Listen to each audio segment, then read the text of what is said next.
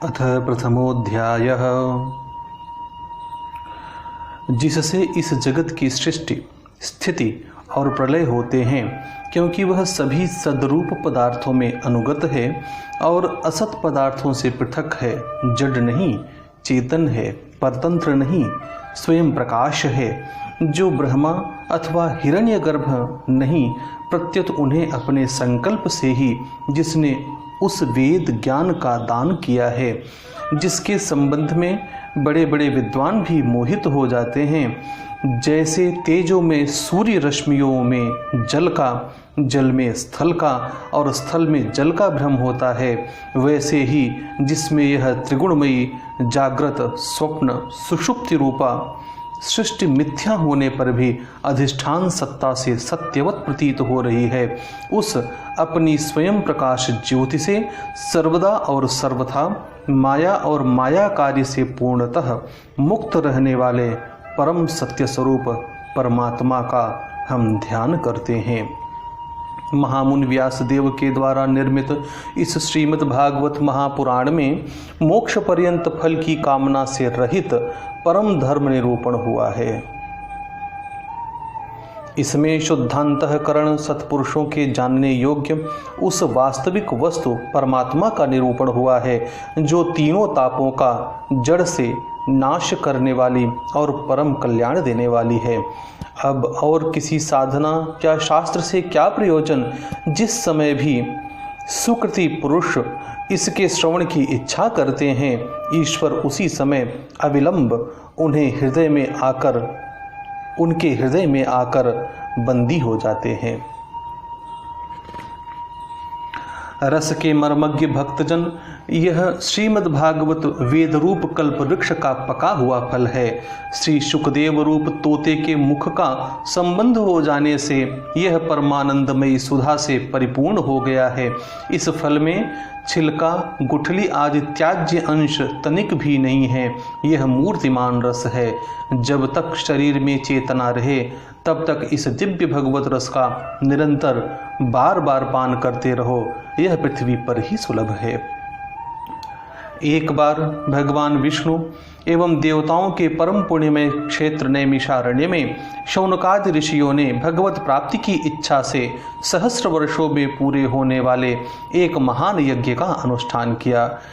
एक दिन उन लोगों ने प्रातःकाल अग्निहोत्र आदि नित्य कृत्यों से निवृत्त होकर सूत जी का पूजन किया और उन्हें ऊंचे आसन पर बैठाकर बड़े आदर से यह प्रश्न किया। ऋषियों ने कहा, सूत जी, आप निष्पाप हैं। आपने समस्त इतिहास, पुराण और धर्मशास्त्रों का विधि पूर्वक अध्ययन किया है तथा उनकी भली भांति व्याख्या भी की है।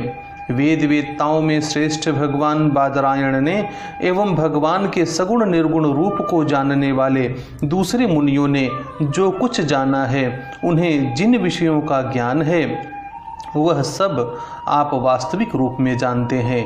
आपका हृदय बड़ा ही सरल और शुद्ध है, इसी से आप उनकी कृपा और अनुग्रह के पात्र हुए हैं। गुरुजन अपने प्रेमी शिष्य को गुप्त से गुप्त बात भी बता दिया करते हैं। हे आयुष्मान, आप कृपा करके यह बतलाइए कि उन सब शास्त्रों, पुराणों और गुरुजनों के उपदेशों में कलयुगी जीवों के परम कल्याण का सहज साधन आपने क्या निश्चय किया है। आप संत समाज के भूषण हैं। इस कलयुग में प्रायः लोगों की आयु कम हो गई है।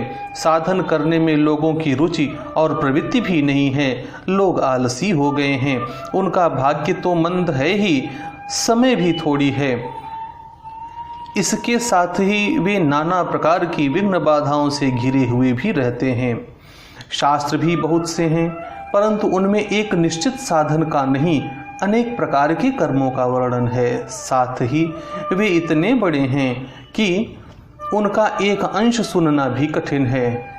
आप परोपकारी हैं। अपनी बुद्धि से उनका सार निकालकर प्राणियों के परम कल्याण के लिए हम श्रद्धालुओं को सुनाइए, जिससे हमारे अंतःकरण की शुद्धि प्राप्त हो।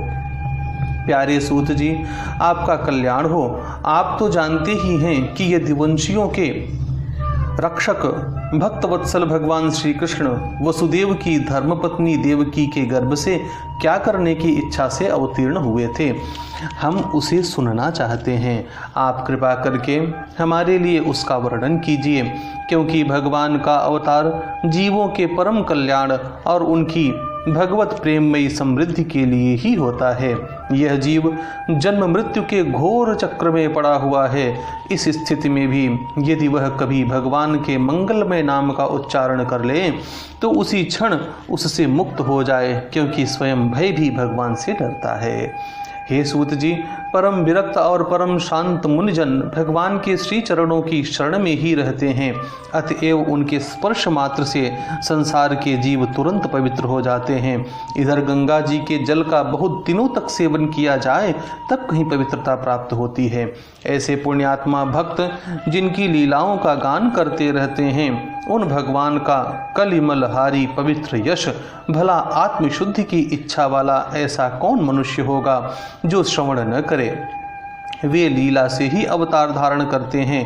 नारद आदि महात्माओं ने उनके उदार कर्मों का गान किया है। हम श्रद्धालुओं के प्रति आप उनका वर्णन कीजिए। बुद्धिमान सूत जी, सर्वसमर्थ प्रभु अपनी योग माया से स्वच्छंद लीला करते हैं। आप उन श्री हरि की मंगलमयी अवतार कथाओं का अब वर्णन कीजिए। पुण्य कीर्ति भगवान की लीला सुनने से हमें कभी भी तृप्ति नहीं हो सकती, क्योंकि रसज्ञ श्रोताओं को पद पद पर भगवान की लीलाओं में नए नए रस का अनुभव होता है। भगवान श्री कृष्ण अपने को छिपाए हुए थे। लोगों के सामने ऐसी चेष्टा करते थे मानो कोई मनुष्य हो, परंतु उन्होंने बलराम जी के साथ ऐसी लीलाएं भी की हैं, ऐसा पराक्रम भी प्रकट किया है जो मनुष्य नहीं कर सकते। कलियुग को आया जानकर इस वैष्णव क्षेत्र में हम दीर्घकालीन सत्र का संकल्प करके बैठे हैं। श्री हरि की कथा सुनने के लिए हमें अवकाश प्राप्त है। यह कलयुग अंतःकरण की पवित्रता और शक्ति का नाश करने वाला है। इससे पार पाना कठिन है। जैसे समुद्र से पार जाने वालों को कर्णधार मिल जाए, उसी प्रकार इससे पार पाने की इच्छा रखने वाले हम लोगों से ब्रह्मा ने आपको मिलाया है। धर्म रक्षक ब्राह्मण भक्त योगेश्वर भगवान श्री कृष्ण के अपने धाम में पधार जाने पर धर्म ने अब किसकी शरण ली है, यह बताइए। जय जय श्रीमद्भागवते महापुराणे पारमहंस्यां संहितायां प्रथम स्कंधे नैमिषीयोपाख्याने प्रथमोऽध्यायः।